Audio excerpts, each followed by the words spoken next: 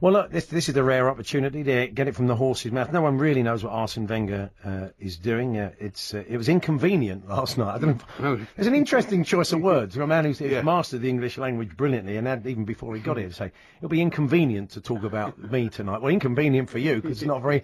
It's very true. It's an easy, difficult question to answer. Maybe we can get it answered now. We are incredibly lucky that the Arsenal manager, Arsene Wenger, joins us on the line now. Arsene, good afternoon.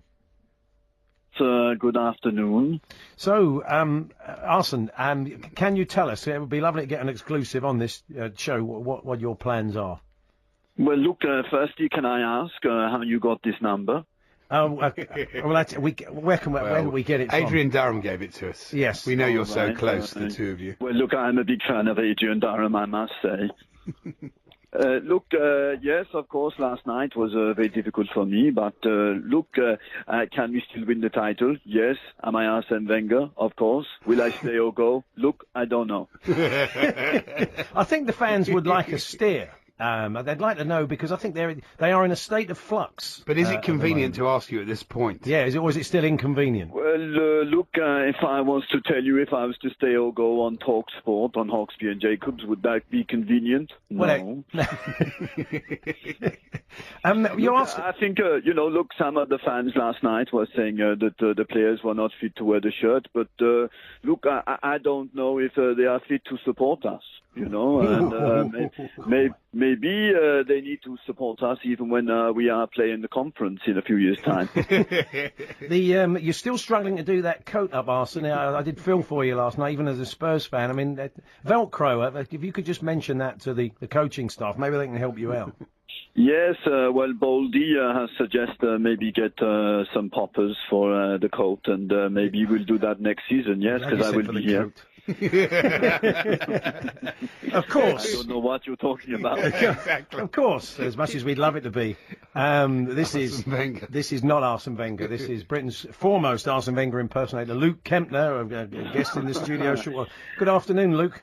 Good afternoon. Is it a good afternoon? I don't know. Well, I'm a Tottenham fan. It's not a bad afternoon. Yeah. You were sitting up watching Arsenal fan TV last night, were you? Well, I stayed. I watched through the night. They started scrambling at £12. Yeah, I have. You are an Arsenal fan as well. I mean, it was a painful watch last night, wasn't it? Oh God! I mean, I thought it couldn't get any worse after West Brom, but it could, and. Who knows? Maybe we'll lose 8-0 to Borough on the weekend. I don't know. My theory is that the only way to get Stan Kroenke to do anything is to sort of try and hurt him financially. But Paul makes the point that though pie sales aren't the biggest part of his fortune. And he thinks if you don't buy meat and potato pies, Stan Kroenke, or the Bovril sales are hit, Stan Kroenke will sack the manager. Well, you have to remortgage your house if you want to buy a pie at Arsenal anyway. Yeah, that's true. So I think they would notice it. I mean, it's a big part of, not big part, but it's a part of the match day income. Yeah, I mean, I think I'm surprised it's not been brought up more. Let's just stop buying pies, stop buying programmes. Yeah. I think, I think the trouble is it's a little bit of both now, isn't it? I think the players the confidence is gone. Wenger can't seem to give them any confidence, and it's a two-way thing, because there's people that sort of say, well, the players have let him down. I'm like, well, yes, but he has to take part of the blame in the fact that they seem to never be set up for a game mentally. And so there's a bit of both, and he does have to go now. The only person that seems confident in Arsenal is Arsene Wenger. He's got incredible confidence to think that, in spite of everything that's going on, the media storm around him, everything that's going on the pitch, off the pitch, that he still feels he can turn this round. He still feels he's the man to get it right, and he can ride this. I mean, that shows a lot of fortitude and a lot of confidence, doesn't it? I'd love his confidence.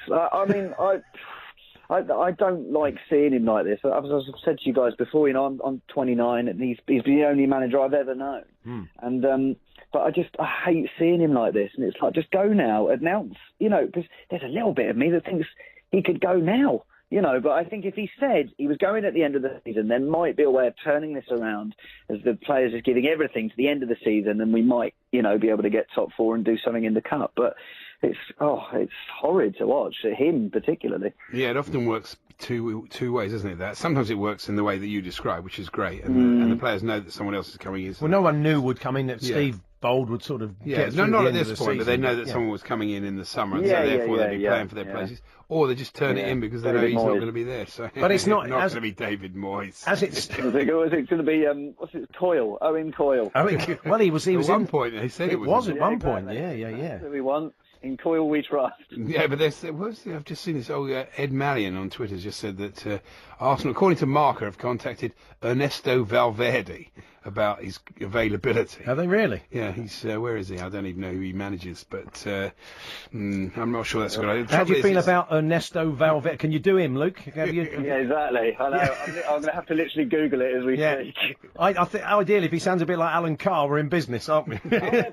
That's right. Now I'd love to manage Arsenal, of course. That'd be wonderful. The idea that Ernesto Valverde maybe sounds like Alan Carr. Maybe Alan Carr. As Alan Carr, you could give us your blueprint for the future of Arsenal and what you would do on day one. Well, no, let me tell you, Hawksby and Jakes, but because you are taking the mickey, aren't you? Because I don't think you'd give me the job. But if it was me, I tell you what I'd do. I'd buy Romelu Lukaku and I'd bung him up front, and we'd score all the goals and win all the matches.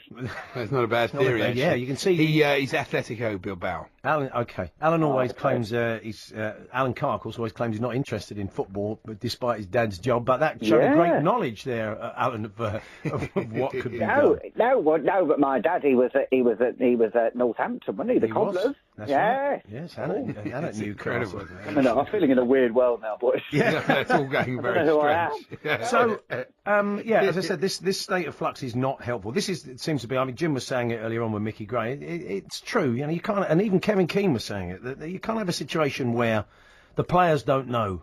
They don't like a void, do they, footballers? They like to know what's going on. You do sense, and at the moment, no one really knows what the future holds, and maybe that's being shown on the pitch. Oh God, I don't even know anymore. You sort of just watched it going. You know, it's like Bellerin. You know, when they're all like shouting it, and you're not fit to wear the shirt. And I saw Oxlade-Chamberlain put his arm round him, and I just thought, this is just horrible to watch. And the only thing that can be done now is if Wenger gave some clarity, it might make a difference. Yeah, he needs to do one thing one way. And the thing is, look, everyone says, "Oh, careful what you wish for." Well, yeah. But if we fail next season, at least we'll fail in a different way under a different manager instead of failing the same way every year. And it's not even a joke anymore. You know, people saying, "Oh, you can predict how Arsenal, last 16 Champions League, they'll might get top 4." It's not even a joke anymore. It just happens every year. We've had so many of these. Well, we've had so many of these mini soap operas down the road at Spurs. I mean, when AVB went, and of course Martin Jol being. Everybody knew that he'd gone during Martin Jol he is a great voice, Martin Jol. He's so low like that is fantastic.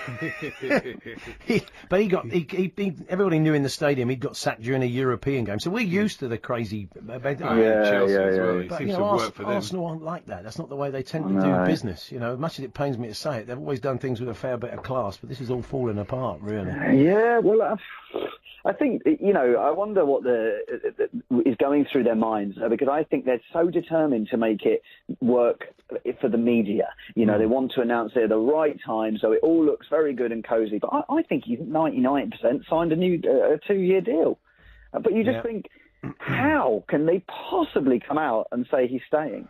Like, it used to be that it was just on Twitter or Arsenal Fan TV, there would be this vocal, "We want Wenger to go." But last night, as I'm sure you heard, in the ground, that's all the away fans, or most of the away fans singing, "Arsene Wenger, we want you to go." And I've been a supporter of him for years and years and years, and it's only this season I've really said, no, now is the time. And surely they can't ignore, a big majority of the fans. And the players aren't playing anymore. No. Yeah. Well, maybe Arsene, you can sign off as Arsene. Tell us what are your plans this afternoon? Have you got anything planned to do? Yes, well, I'm going to play Football Manager because I'm top of the league right now, and I think he's going very well. That's good. Thank you, Luke. We'll catch up with you soon. Cheers, boys. I need a cuddle. There we are. Luke Kempner there, the impressionist. You'll see him on. He's doing a lot of stand-up, and a lot of shows, and he's also on the Murder and Success School. A brilliant wonderful show. program. And it's a great Wenger, isn't it?